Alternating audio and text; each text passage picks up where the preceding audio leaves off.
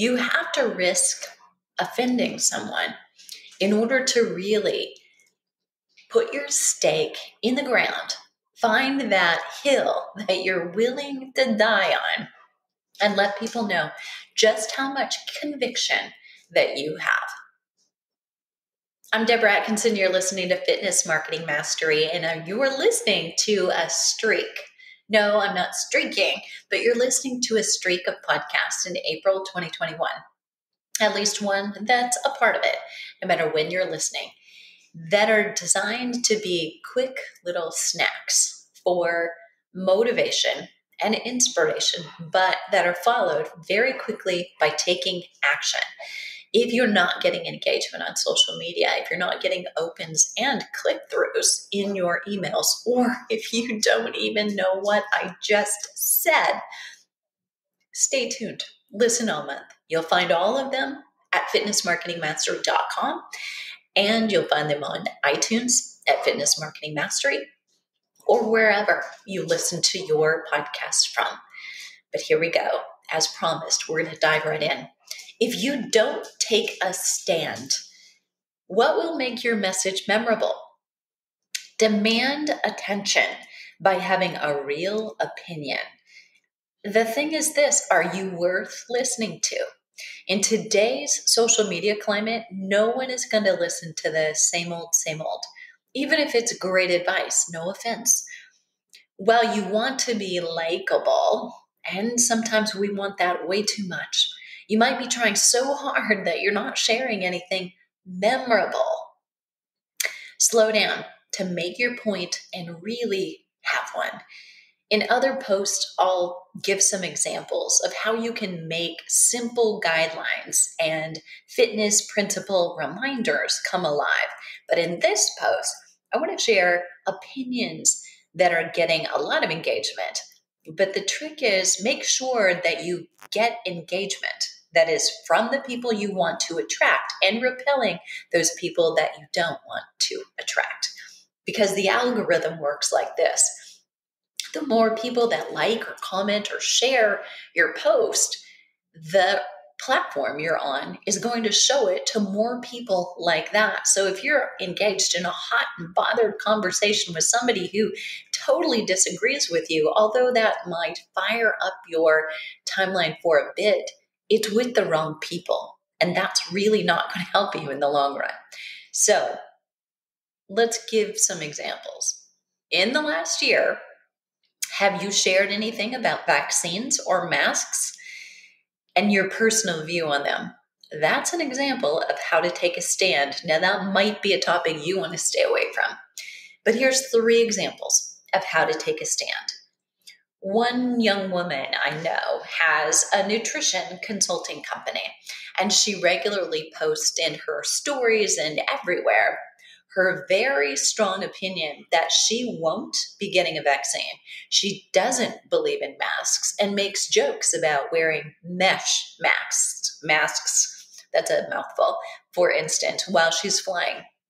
That's probably endearing her to someone and alienating her to others, or maybe not. Some may just appreciate she's taking a stand because look, we all like something firm, something solid we can hold on to, especially in this last year. I mean, the thing that comes to my mind when I say that is a handshake. Have you ever reached for somebody's hand, somebody new, and it's like cold, limp noodles, and it's like, ew. And, it's like, I think that person's really nice, but they have zero confidence. And it makes a huge impression. You don't easily forget. So let me move on. Next example. A young man that I know is just breaking into social media, trying to establish a presence as an influencer and a bodybuilder who is also anti-masks. There's a theme here, huh? But not intentionally the theme. If his goal is to be an influencer, and as a part of that, he might love it if he was picked up by some companies to collaborate. That could totally backfire on him. He'd want to think about whether those companies, whether it's protein or other supplements, would be able to choose him if he had content that went against the company policy. Some companies are being very, very clear that they're not going one way pro or the other way. They're just not talking about it. The same way they wouldn't talk about, say, sex and politics or religion in any of their posts. They have beliefs, personal beliefs by the company and the CEO or people who work for them, but it's not a part of what they put out to the public. So you've got to think about what's your business model. Who do you want to appeal to and why? You don't just want to blow up because of something you post, but you want to make sure, what's my business model? How do I monetize this?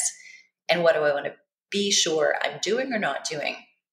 The third example is me. I took a stand in my TEDx talk pointing out that we collectively, the fitness industry, has been doing it wrong, pushing the same guidelines and position statements toward every population in a general way for a very long time.